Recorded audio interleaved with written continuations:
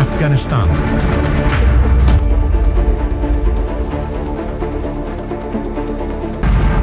Listen, the sound of the explosions makes you afraid to step back. The world calls this place the graveyard of empires. But how can a dead land hide architectural masterpieces that have withstood the destruction of Genghis Khan?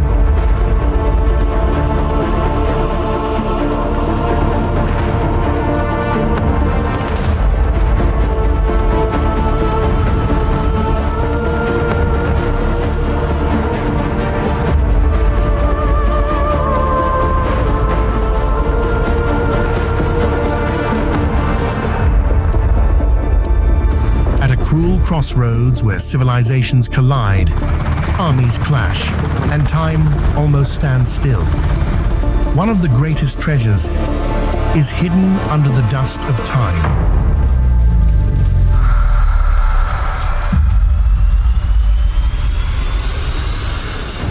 Welcome to Afghanistan, the living legacy that the news never told.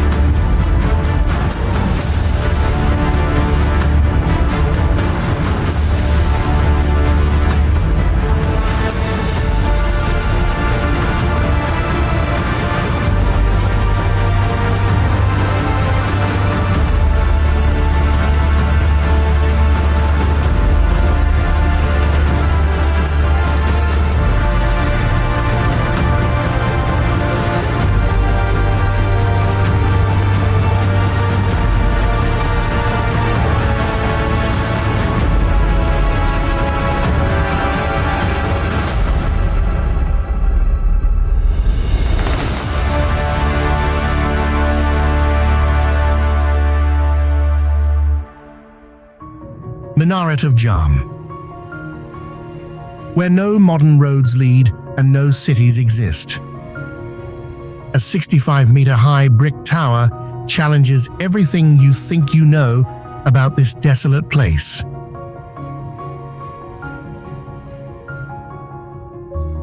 History tells us that when the Mongols swept through the region in the 13th century, they wreaked such havoc that they wiped entire cities off the map. They burned palaces, destroyed libraries, and massacred the population.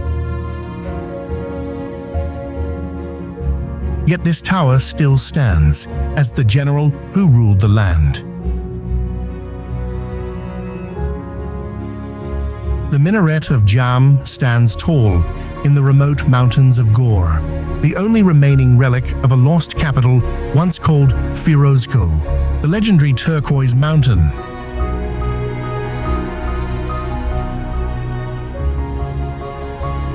Built around 1190, the structure narrows as it rises, enveloped in spirals of Kufich and Nash calligraphy, geometric bands, and glazed tiles that still catch the light 8 centuries later.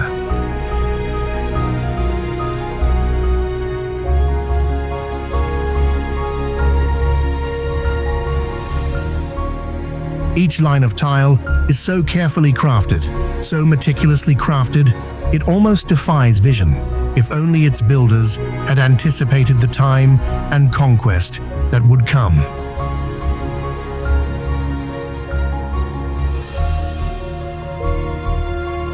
Today, it is a UNESCO World Heritage Site, but it is teetering on the brink. Threatened by the Hari River erosion and earthquakes, the Leaning Tower fights daily for survival.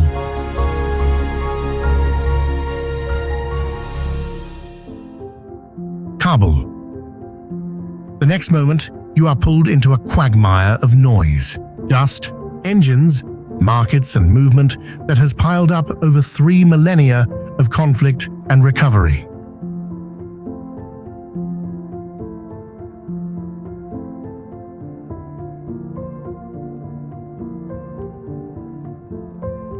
Kabul, the capital of Afghanistan, fondly known as the funnel of all history.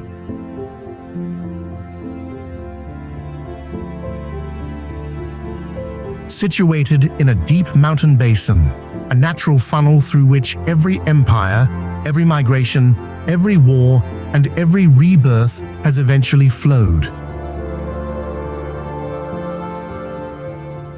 At 800 meters above sea level, the city has seen armies march through the Khyber Pass, witnessed kingdoms rise, fall, rebuild, and fall again.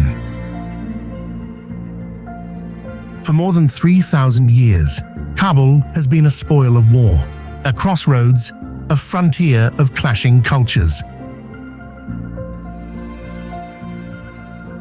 Here, Alexander's scouts once camped, where Ghaznavids and Mughals mapped their power, where the British, Soviets, and Americans came and left their mark on the same land.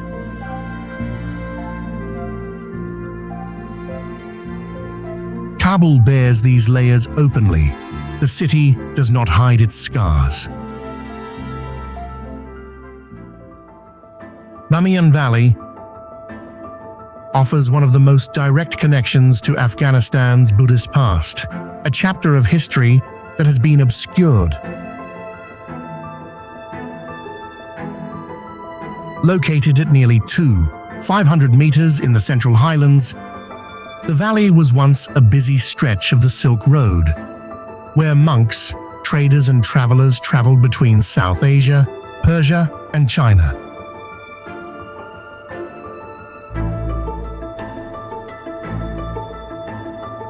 Its location made it a natural hub for the exchange of ideas.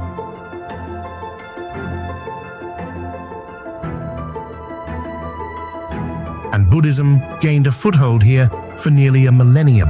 Bamiyan's most recognizable features are two colossal Buddha statues carved into the sandstone cliffs in the 6th century.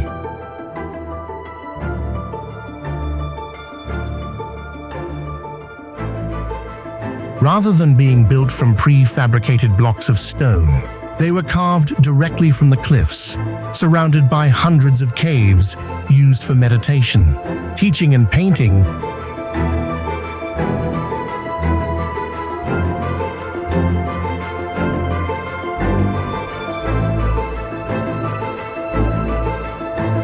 Fragments of murals influenced by Indian, Persian, and even early Chinese styles illustrate the area's past connections.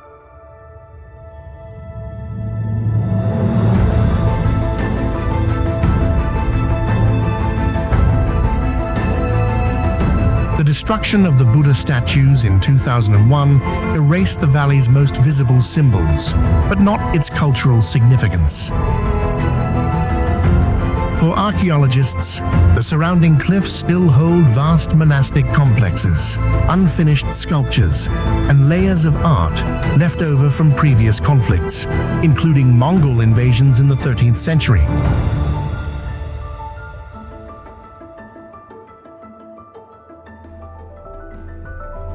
Bande Amir. West of Bamiyan, the landscape changes almost without warning. Water appears clear, deep, and completely unexpected in an area that has long suffered from drought.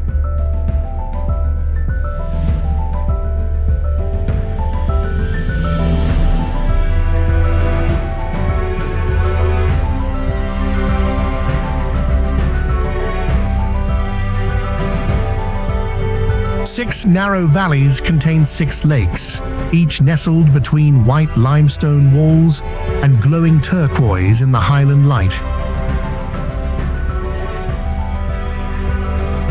The landform is called Band-e-Amir, the Commander's Dam, a name that comes from a local story that Imam Ali struck the cliff and opened up the basins overnight.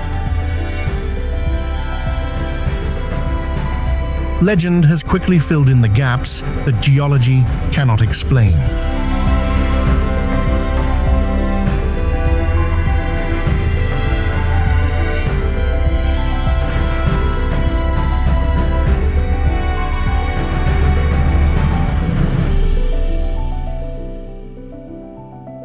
The cliffs of Bandi Amir appear as a purposefully carved natural architecture. The white limestone bands are stepped, curving along the valley's edge, creating sharp contours that look as if they were cut by a surveyor.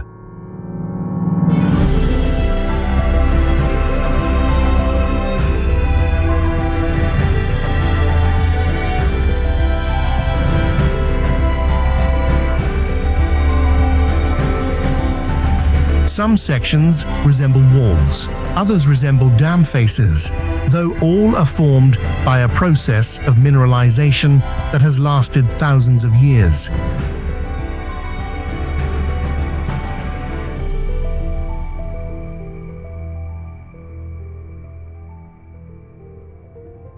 Shahre Goljola rises like a steep, bare hill in the eastern part of the Bamiyan Valley.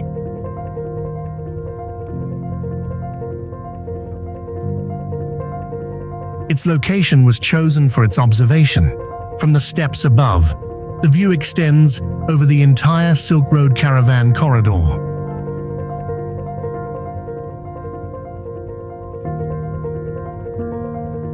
The ancient city's layout is still clear.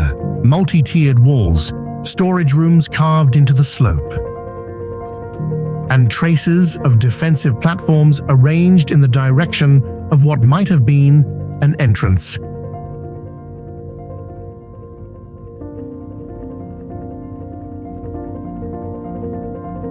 The site's history is tied to a moment in 1221, when the Mongols captured Bamiyan after a long siege. Contemporary records describe a direct order given after the death of a Mongol commander in the fighting. The retaliation was widespread and left the hilltop settlement abandoned.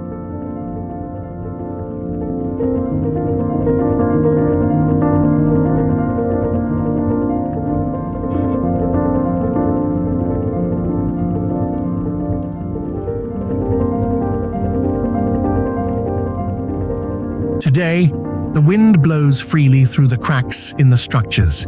The sound it makes is sharp, amplified by the narrow alleys between the remaining walls.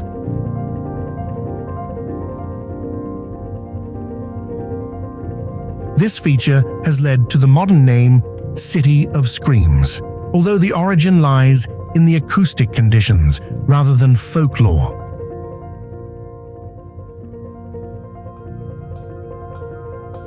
Shah-e-Zohak. A city was formed right next door. Shah-e-Zohak was positioned to control the narrow corridor that once carried merchants and military convoys between Central Asia and the Afghan plateau. The name Red City comes from the iron-rich clay used to build the walls, a material that gives the fortress its distinctive crimson hue when illuminated by the late afternoon light.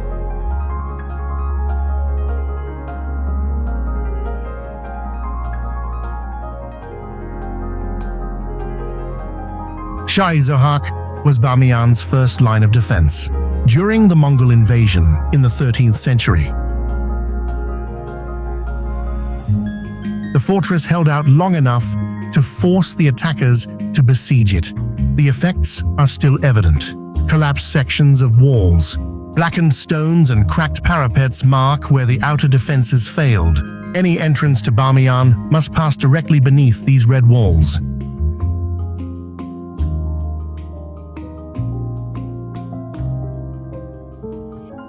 The Herat Grand Mosque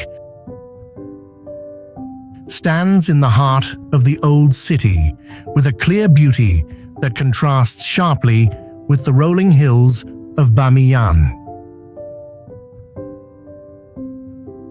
Built and rebuilt over nearly 9 centuries, the mosque reflects the dynasties that shaped Herat into a center of art and learning. However, its identity is defined by its surface. A complete shell of blue glazed tiles arranged in precise geometric order.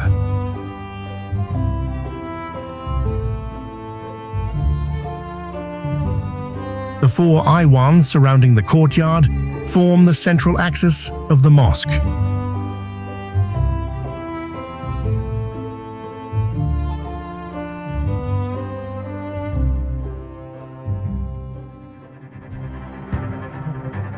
Rostam defies the conventional logic of Buddhist architecture. Its stupa is cut into a single block of bedrock, an inverted design more reminiscent of a quarry than a temple. A stupa is chiseled downwards, completely concealing its outline and historical secrets. At its center is the stupa, carved from the same bedrock that surrounds it. A narrow slope descends in a controlled spiral, leading you into a room that feels purposeful in every direction. The walls are smooth, punctuated only by light sockets and traces of early plaster. A network of caves extends into the mountainside outside the circle. Some contain soot from later occupations. Other caves still bear faint traces of their earlier religious use. The site later acquired a second identity through Persian epic poetry. Its modern name, Takht-i Rostam or Throne of Rostam, associates the holy site with the hero of Shahnameh.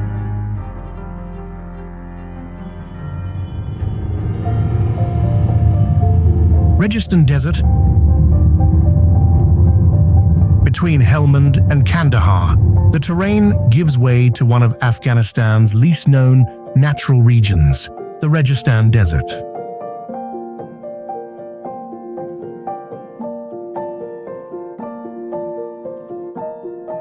Here, the soil turns red, the horizon expands, and the land settles into undulating dunes. The color, rich in iron and scorched by the sun, gives the desert an unusual vitality.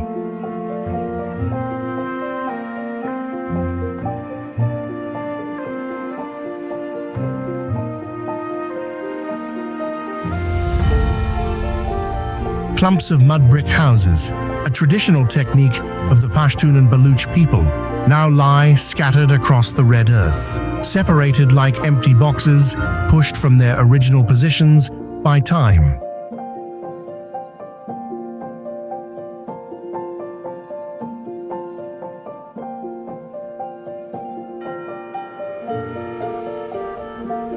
The settlements of Registan were abandoned as the desert spread in the 20th century, swallowing up farmland and water sources.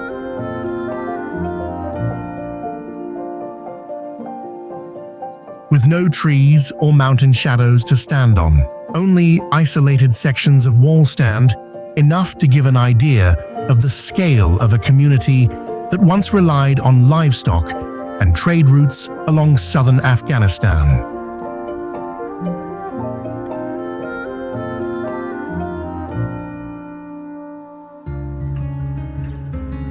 Siako. Here, dormant ruins and red soil give way to shady slopes. Siako, meaning Black Mountain, is a mountain range stretching through central Afghanistan, marked by dark rock and nearly inaccessible terrain.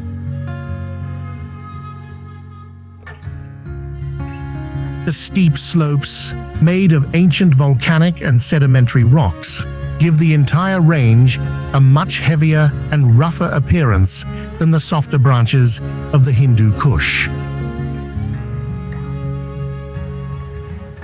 Narrow valleys and deep ravines crisscross the range, creating a network of terrain that forced ancient routes to skirt around or skirt the edge of the rocks. The harsh climate reinforces the sense of isolation. Deep, cold winters, hot, dry summers, and few surface water sources. For the communities living around the area, Siako has acted as a natural wall, separating valleys and defining the routes of caravans for centuries.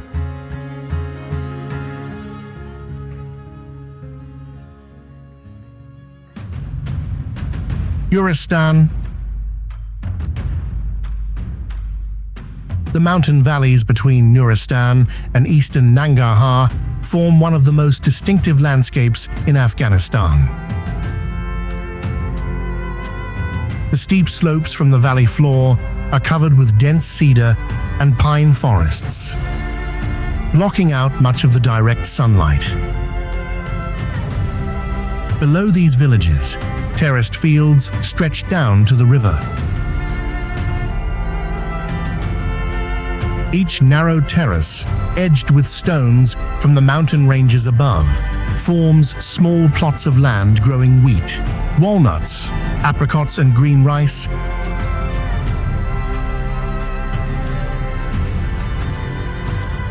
All of this creates a poetic natural picture that makes anyone want to enjoy the space to the fullest. The rivers in this area flow very quickly. Fed by melted snow, the water remains cold even in midsummer, forming deep channels through the valley floor.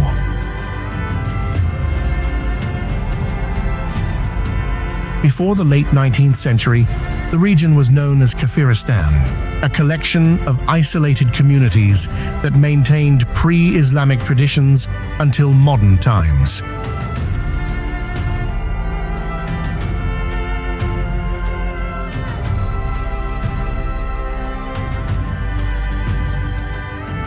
Its long isolation from the Afghan lowlands created cultures with distinctive languages, unique to the local people.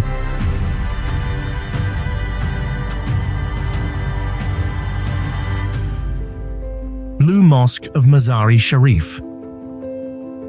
The Blue Mosque dominates Mazari Sharif's central square, almost entirely covered in turquoise and cobalt tiles.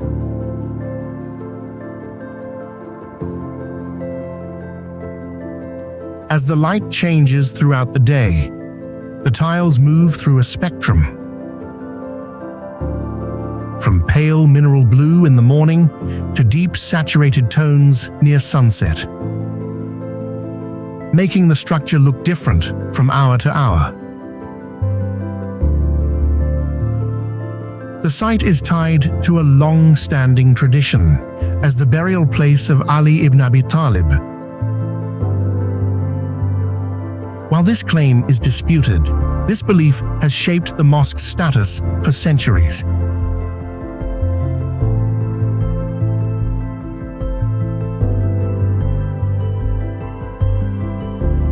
Pilgrims come here year-round, but the courtyard is especially lively during Nowruz, when thousands gather to perform rituals marking the new year.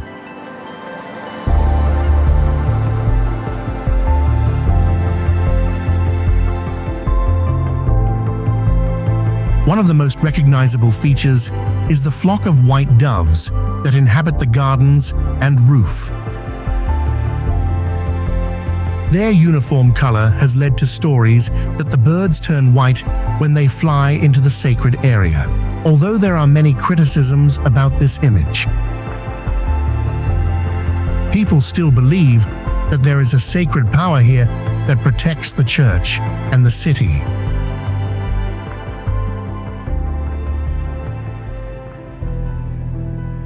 Salang Pass connects northern and central Afghanistan, running through one of the narrowest and most complex stretches of the Hindu Kush.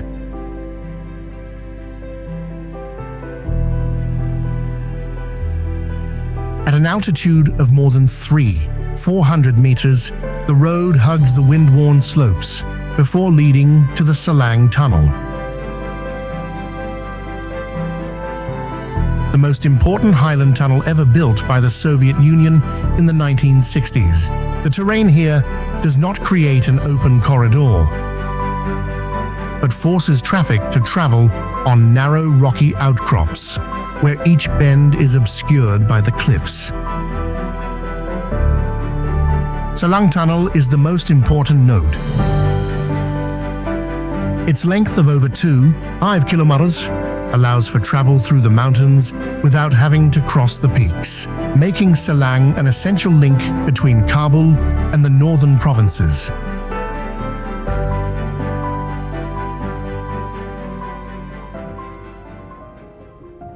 Mezainak is located in the mountains of Logar province, about 40 km southeast of Kabul. The site appears as a series of low hills dotted with excavation trenches and abandoned modern equipment.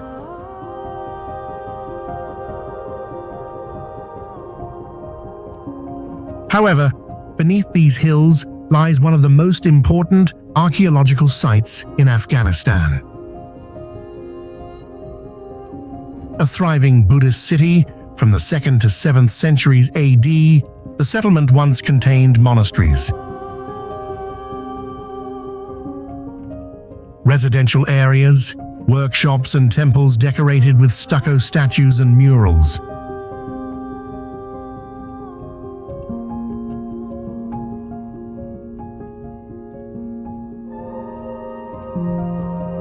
The remains reveal a community that was integrated into Silk Road trade, producing goods for travelers and serving as a regional religious center. Sculptures discovered at the site reflect a blend of Indian, Hellenistic, and Central Asian artistic styles, demonstrating the cross-currents that shaped the region. Wakhan Corridor stretches like a thin finger between towering mountains, a strip of land straddling Tajikistan, Pakistan, and China.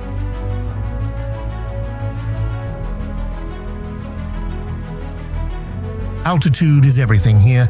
Villages rise above 3,000 meters. Pastures rise even higher.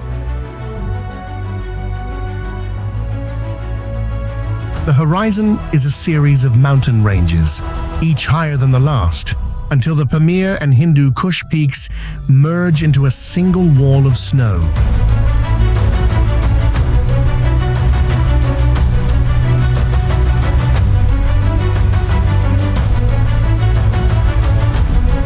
Transport in Wakhan is slow.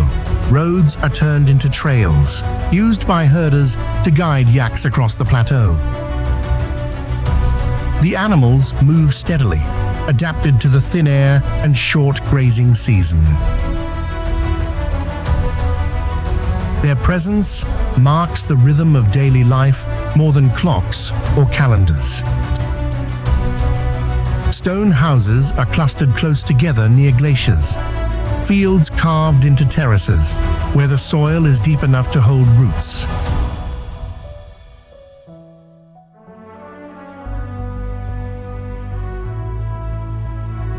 Families have lived at this height for generations, maintaining trade routes, seasonal migrations, and a way of life shaped by elevation rather than politics.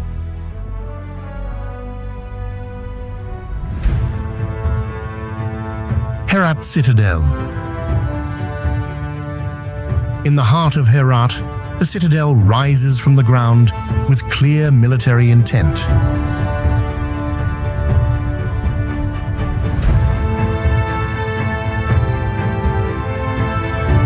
The structure sits on a long ridge, with walls reinforced by watchtowers on all sides.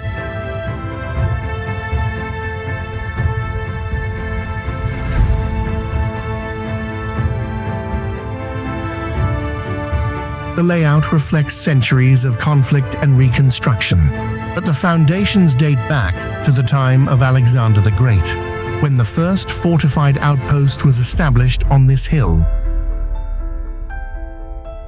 The strength of the citadel comes from its shape. The walls slope inward for support. The stairs are narrow and easy to defend. The courtyards divide the complex into controlled areas. The entire structure was designed to control movement, who could enter, who could leave, and how far they could go before being detected. The architecture makes its purpose clear. A single wall has shaped Herat's history over the years. Successive kings have repaired, expanded, or reinforced the complex depending on the threats of the times. Earthquakes have reshaped some sections, while wars have left scars in others. Yet the overall shape remains the same, a defensive backbone at the heart of a city under constant pressure from regional power struggles.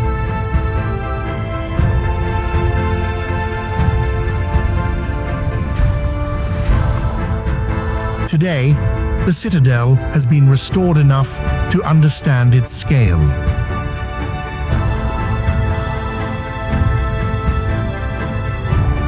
Walking along the ramparts, the city spreads out in all directions: market streets, mosques, workshops, and fields outside the walls.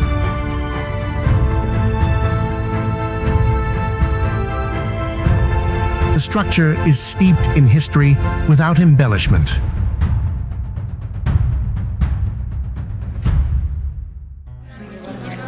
Kar Faroshi Bird Market. In the old quarters of Kabul, Kar Faroshi Bird Market forms a narrow corridor between the buildings that are close together.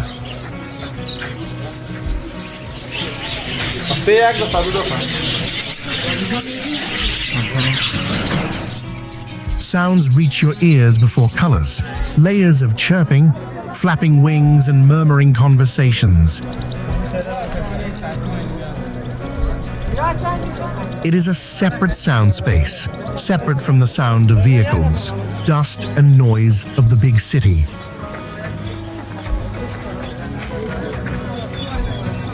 Shops line both sides of the walkway, each displaying wooden cages stacked on top of each other in delicate patterns.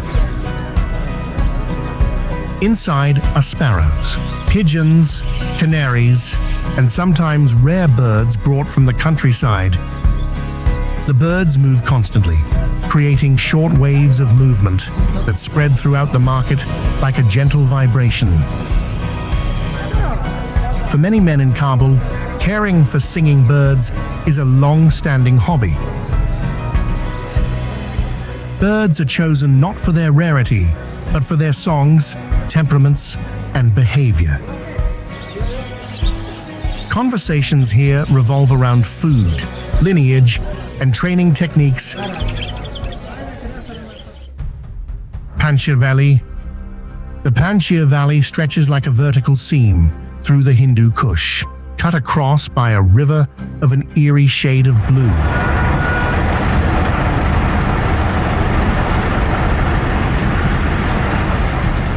The water flows swiftly, squeezing between the rocks, leaving only a narrow road and villages scattered on the cliffs.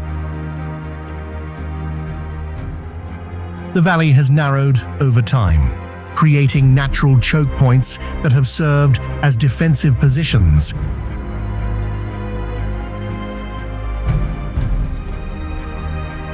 During the Soviet invasion, armored vehicles became stuck here, restricted by the terrain.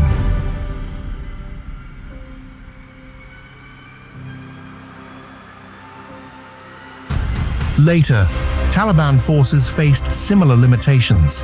Panjshir did not repel armies with mystery or legend. The landscape simply deprived them of space.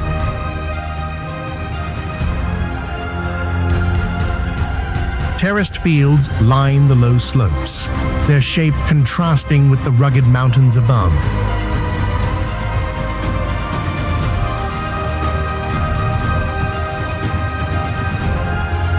Stone houses sit close to the ground, built low to withstand the winter winds that blow down the corridor. The air carries a chill from the peaks that surround the valley. Lake Karga. located on the western outskirts of Kabul. Lake Karga forms a long, flat lake surrounded by low hills.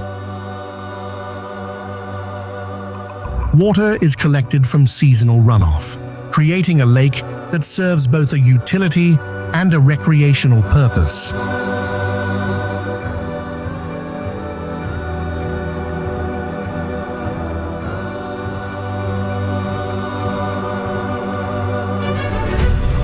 The landscape is simple, with no towering mountains, no historical sites, a strangely peaceful nuance.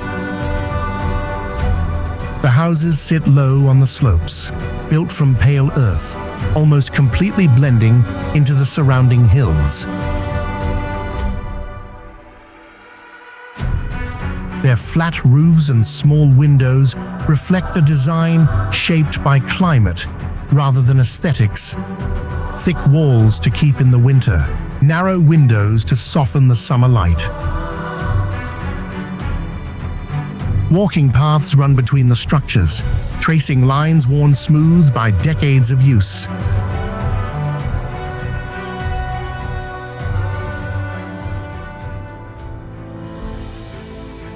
Darul Aman Palace sits on a hill southwest of central Kabul, a neoclassical structure surrounded by straight avenues and open spaces.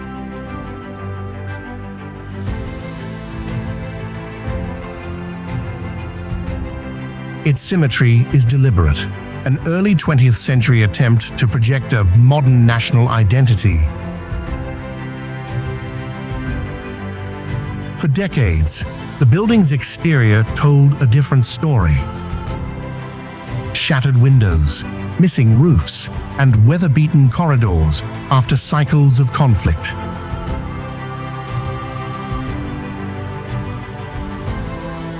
Photographs from the 1990s show a structure burned from the inside, its stone shell riddled with artillery and gunfire. The palace became a reference point for war.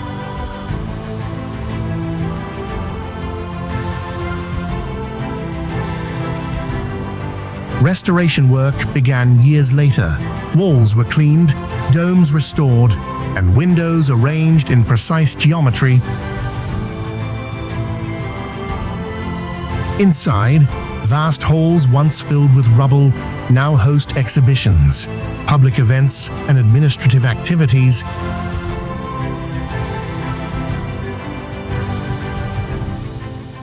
The contrast between past and present is evident in every restored surface. Baba Garden is located on a gentle slope in southwest Kabul, a walled resort designed around water channels. Orchards and paved walkways. The garden was founded in the 16th century by Zahiruddin Muhammad Babur, founder of the Mughal Empire, who requested to be buried here.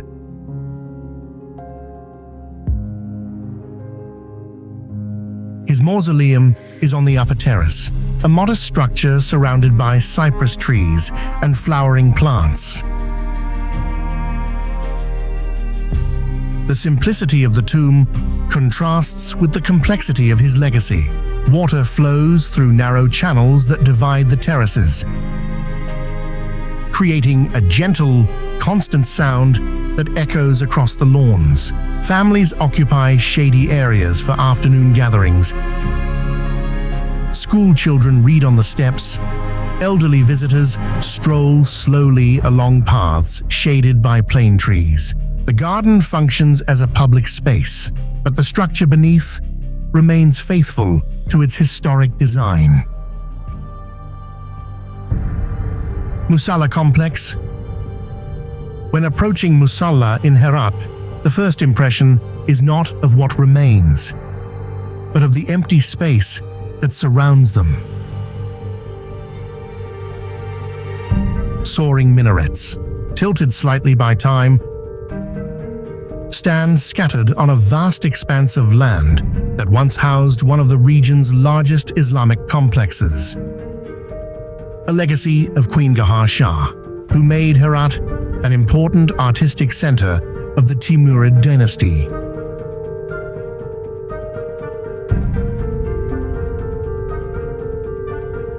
The surviving brick minarets bear a blue glaze and elaborate geometric patterns, traces of a time when architecture was used as a statement of power.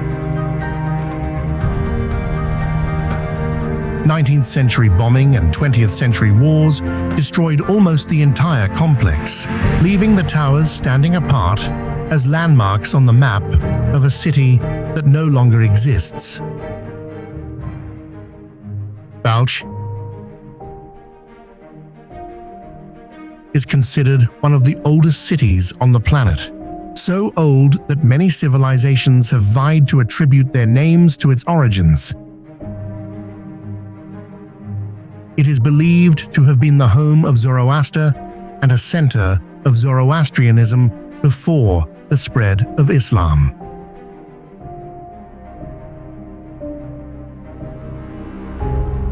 The ancient city has a distinct circular structure. The ancient walls were built in a concentric pattern, reflecting ancient urban planning, where defense and religious ritual often merged into one design.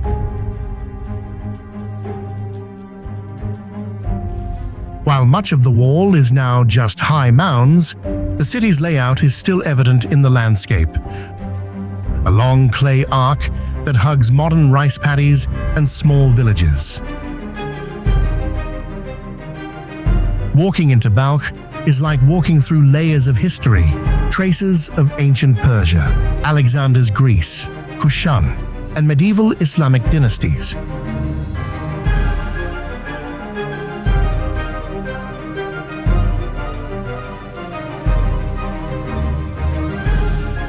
No single structure dominates the view. It's the stratigraphy and the outline of the city that tells the story.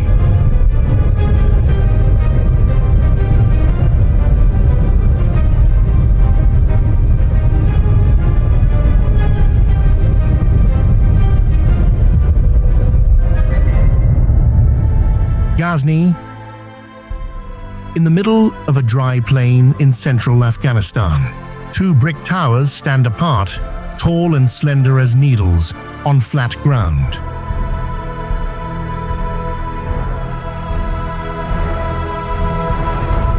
These are the minarets of Ghazni, the remnants of the once glorious capital of the Ghaznavid dynasty, a period renowned for its science, literature, and commerce.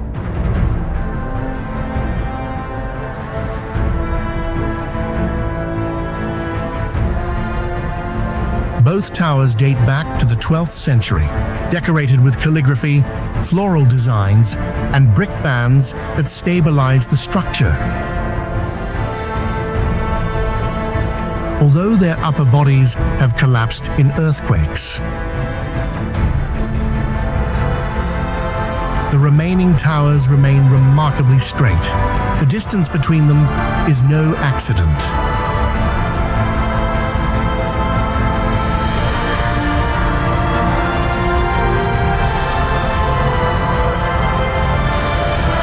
Once marked the entrance to a large architectural complex that has since disappeared.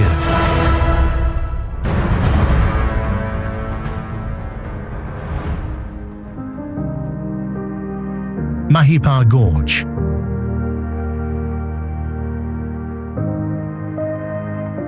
Mahipar is not a tourist attraction. It is a stretch of road that one must cross to reach eastern Afghanistan.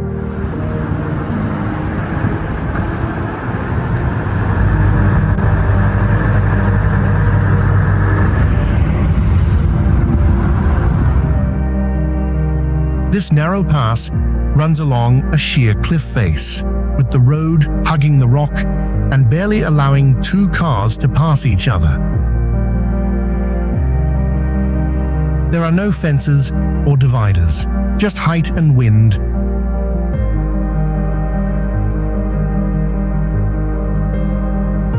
The cliffs of Mahipar are cut off abruptly, creating a series of sharp turns where drivers have to slow to a near stop to see the road ahead.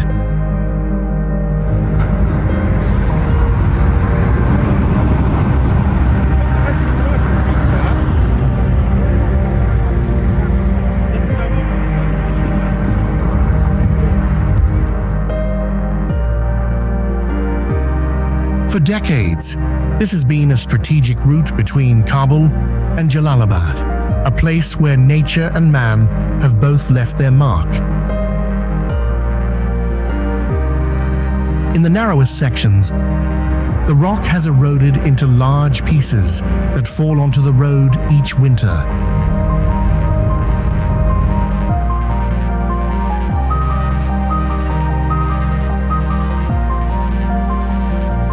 Looking down, the Kabul River rushes between the rubble, creating a sense of space that allows one to imagine the consequences of even the slightest mistake.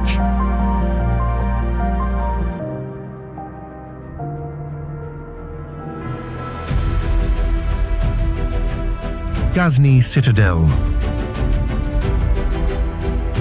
occupies an entire mountain spur.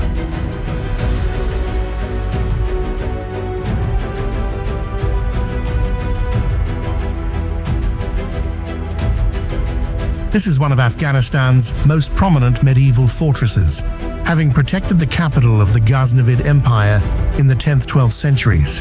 The walls are steep, many of which have collapsed.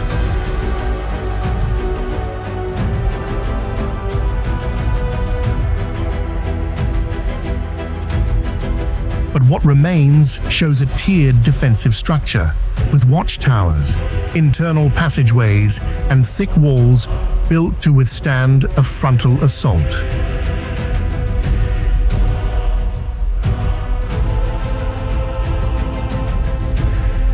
Standing on the citadel overlooking the modern city below, one can clearly see the interplay of time. A capital that once controlled the Silk Road, now blending into everyday life in the residential areas that stretch around the base of the citadel. Below are the residential areas.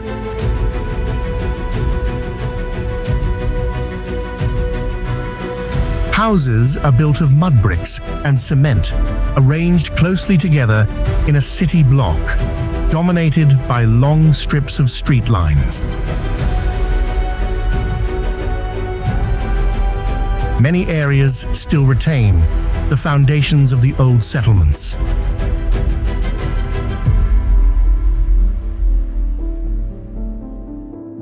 Maidan Wardak.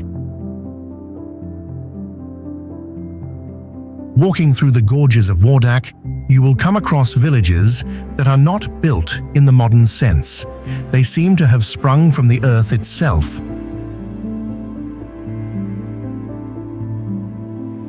The settlements of Wardak are a masterclass in vernacular architecture.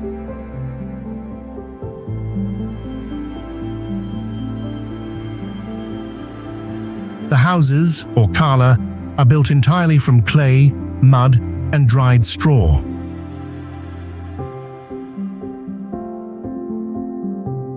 Surrounding these clay fortresses are meticulously tended agricultural fields that resemble a geometric carpet.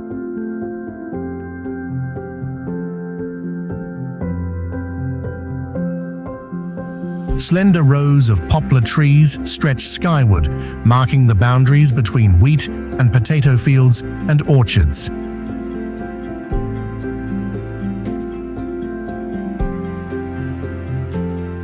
The green of the crops contrasts sharply with the terracotta of the architecture, creating an oasis of life in the barren land.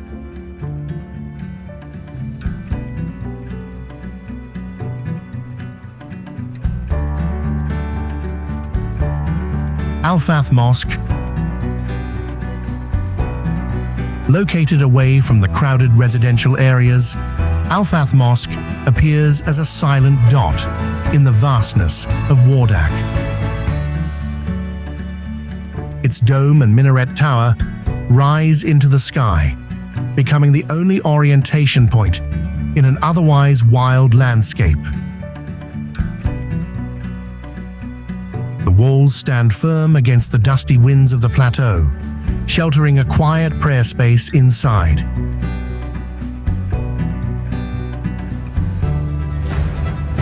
Afghanistan is not a single story. Every fragment, every place you pass, is a journey worth recording. And they continue to hold you even after you leave. Stay with us to discover the next journeys.